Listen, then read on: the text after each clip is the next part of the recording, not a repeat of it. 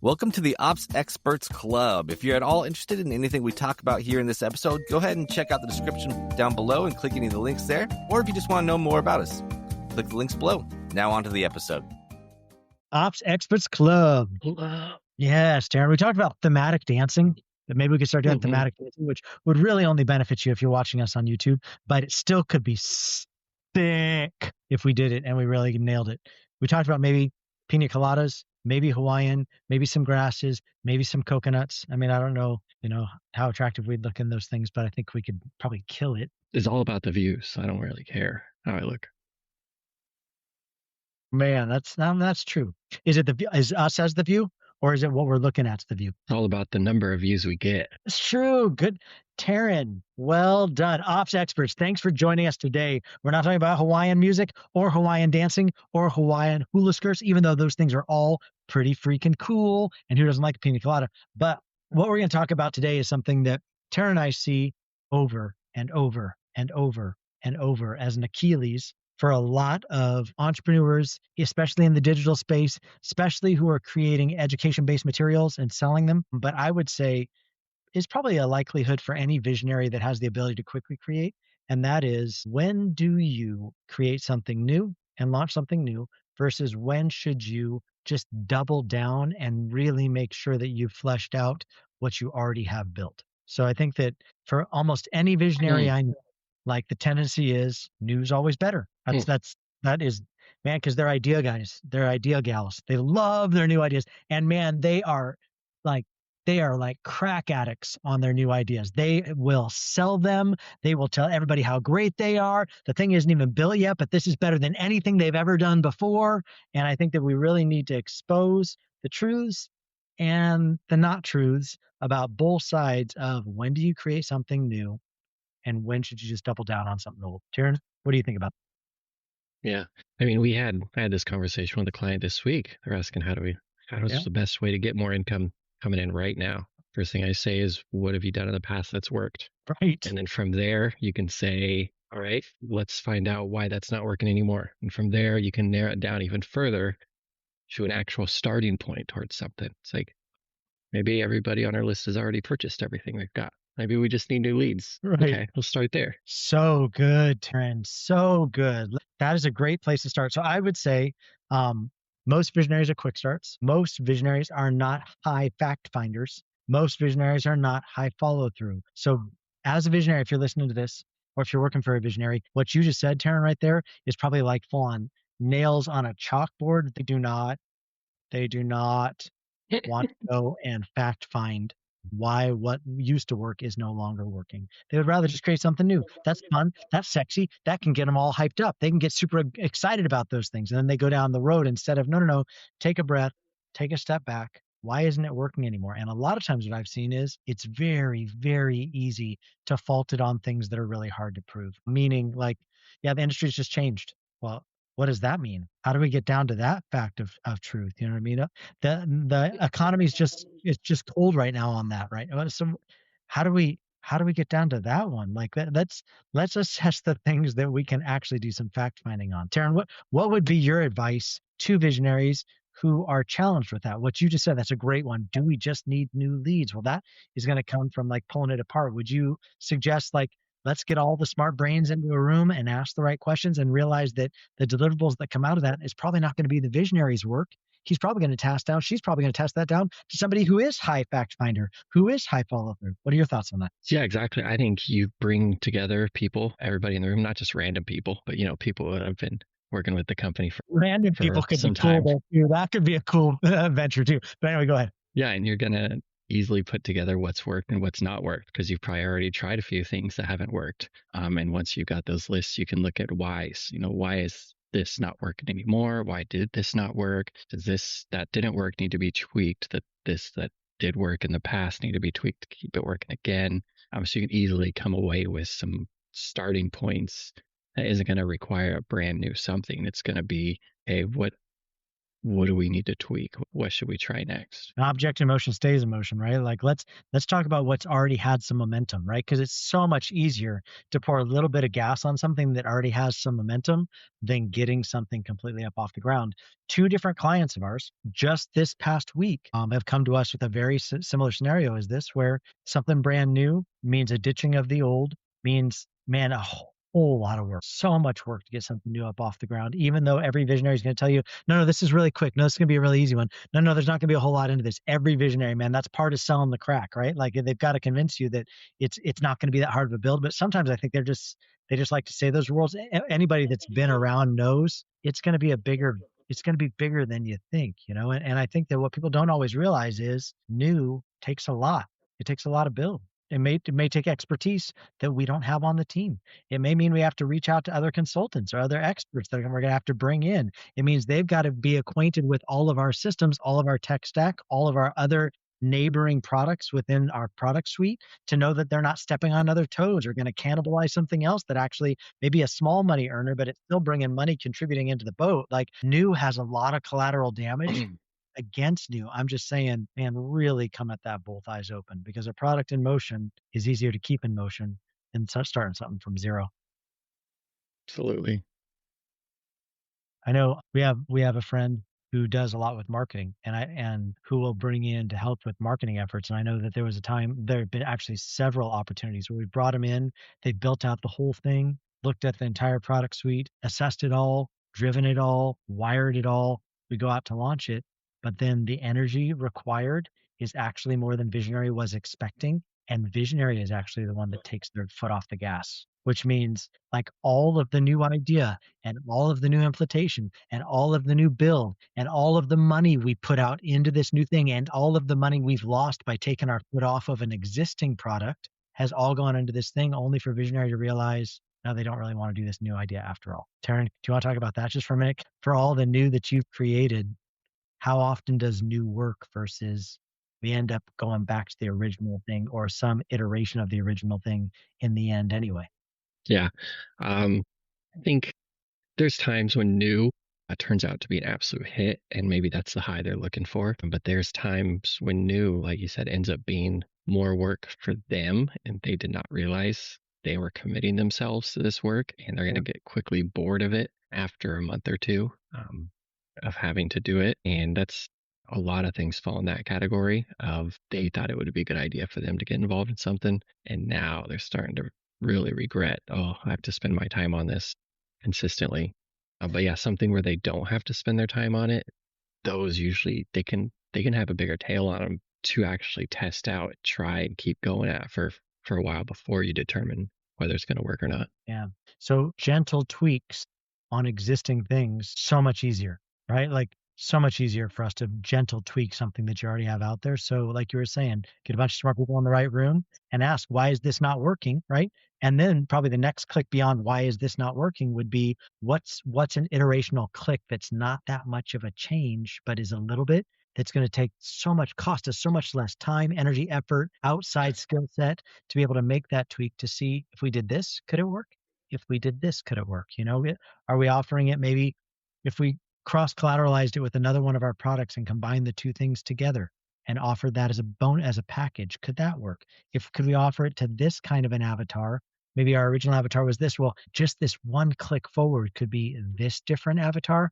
Could we try that? If it was really banging off with like middle-aged women, could we, like some sort of offering that we could now offer it to a different age demographic, a different gender demographic by just some visual tweaks? I mean, what are some things that we could do that would be minor tweaks, but in the end, really the same bones? We've just wrapped the pig a little bit different. I think thinking about it that way, lipstick on a pig, like what could we do that wouldn't cost as much money? Because man, the other thing I found, Terryn, is visionaries can really spend. It's kind of like gambling, can really spend gambling on this thing being a hit and then not realize, man, that you're draining money out of the bank account, the exact thing that you were hoping to achieve, and that is win big.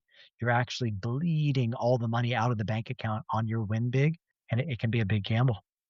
Yeah, I like what you said there, though, about expanding your demographics. So you probably heard us say before, you want to try to narrow down as far as possible your niche at first.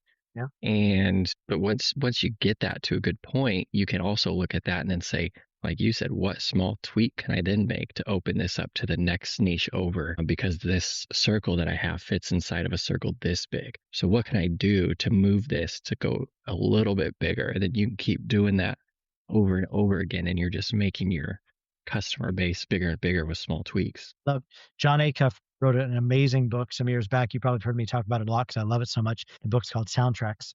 Amazing about like the inner dialogue we have in our head, like how we allow like negativity to really become such loud noise that it deafens a lot of, really positive soundtracks. And the whole book is about how do we rewrite the soundtracks in our mind. Well, he realized it did so well. There could be a companion book that was actually written for teens, and he actually got his girls involved in writing this book, doing the audio book for it. And it didn't perform as well as the primary book soundtracks, but it did carve himself out a whole nother niche that was really just another rewrapping of what soundtracks was to a different demographic in a way that he could do something cool with his kids and speak to teens and create a new product offering out of it. That was a really great idea. So I think that's a great like example of, could you just rewrap this a little different and relaunch it maybe to a different demographic that it could really bang off on? 'Cause I think that could be great. Mm-hmm. Yeah.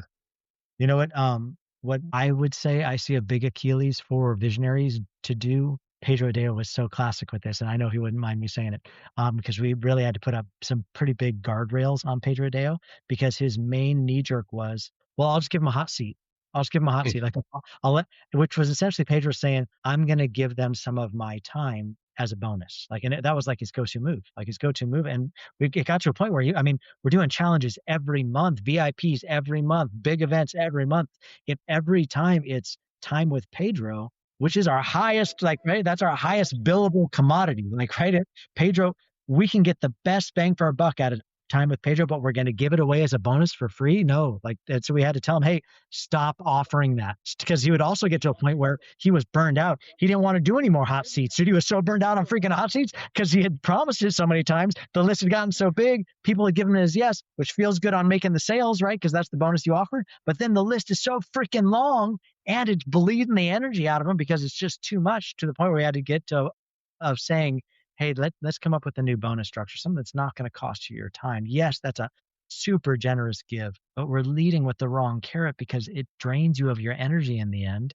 And it's also what we can charge for the most dollars, like proximity masterclass, like mastermind time with you in proximity. That's what people are going to pay the highest price point for. Be careful what you're giving away. So even as visionaries, you're listening to this and thinking about this new product, a question that really comes down to is, how much time is it going to take for you? Like, how much are you collateralizing yourself? We have a client right now that his last big idea was in-person stuff, like live stuff, but we're pivoting back now into pre-recorded stuff because it was just too much. It's too much. He's already on stage too much, right? So that we're going to do a whole nother thing that's going to require a whole nother overlay of his time. It just is too much. And so we're going to pivot back into pre-recorded because it's just too much. Yeah. What do you think, Terryn, about, I've also seen an Achilles be something where they don't take into account the amount of money they're going to have to spend to dive into a new sector. What I've seen a lot, especially with AI taking on so much and creating so much and enabling people to create so easily, people wanting to get more and more into SaaS. Like, let's create a product that we're selling. It feels so much better. That could be selling all day long, but not taking in consideration SaaS is that's a different product line. That's a different way of having to sell it. That's just a completely different market share than they've done in the past, and really needing to take that into consideration. What are your thoughts on SaaS versus just basic education, the way people have been doing education and coaching space?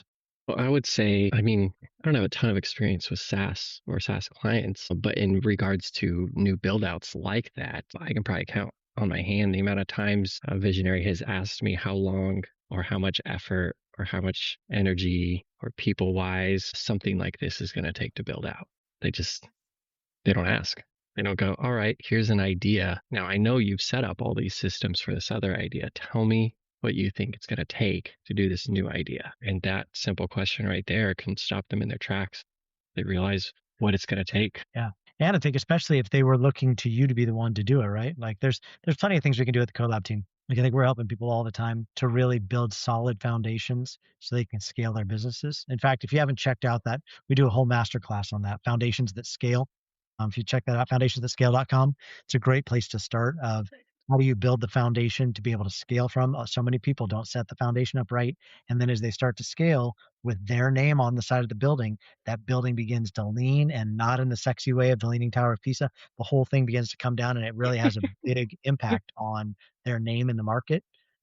How good their products are. You start getting people who negatively talk about fulfillment, and it begins to poison the whole well. It's trust pilot, all the different things start working against you, So I think it's super important to think about the foundations. But I think a lot of times they're expecting us to be able to do the build because we've always helped them with this sort of thing. So I think coming to somebody like you and saying, Terryn, what would it take for us to do this would be a really great place to start. So visionary, as you're thinking about it, maybe go to your existing team and say, hey, is this something you can do? And then how many problems do you foresee, like, especially if they're just going to go to AI to build this new app to do whatever, like, is this thing completely foolproof? Like, is this Mm. sell ready, or is it too new for us to even know? Are we going to have pain points? And if we sell it, like, it's not going to have any pain, and then we get a bunch of people down the pipeline, could it cause pain for us? So maybe, is that what you would suggest, Aaron? Like, go to the existing team you've got, see what they can do. And if not, who do we have to pay to be able to get us to develop it? And then how reliable would it be?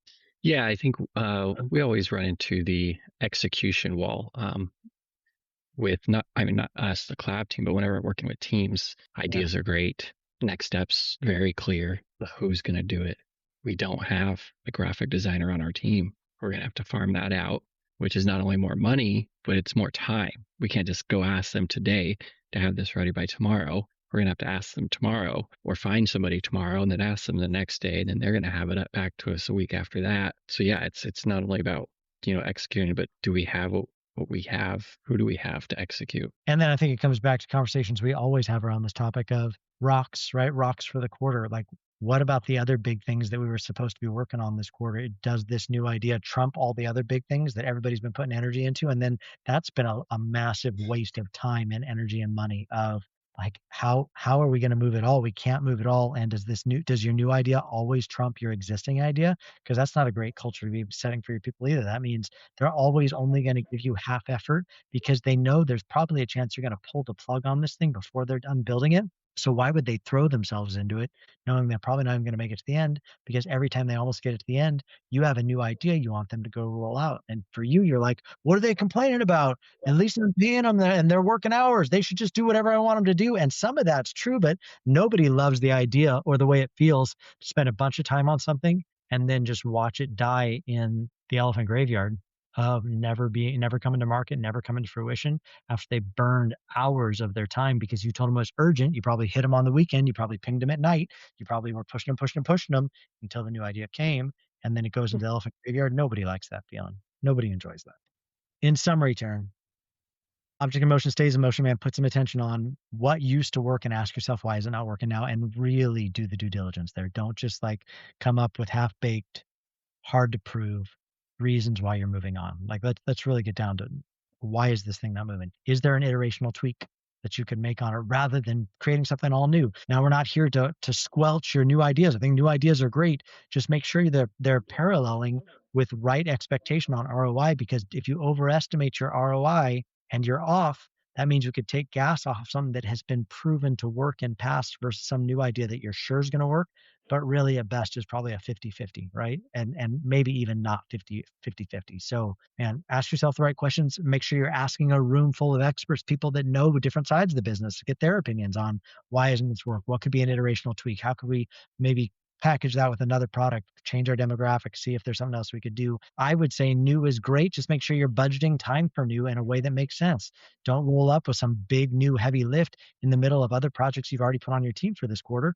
Put that into next quarter. I know you don't like to hear that, visionary, but the truth is it's better if we suss something all the way out and then move on to the next thing than if we continue to stack and stack and stack and overwhelm our current team. So that's my advice. If you haven't checked out foundationsthatscale.com, check that out. Free masterclass. I think we did 3 or 4 sessions, took you through every stage we think you need to build your foundation on so you can scale your business with power. So, Terryn Turner, always an amazing thing to sit with you.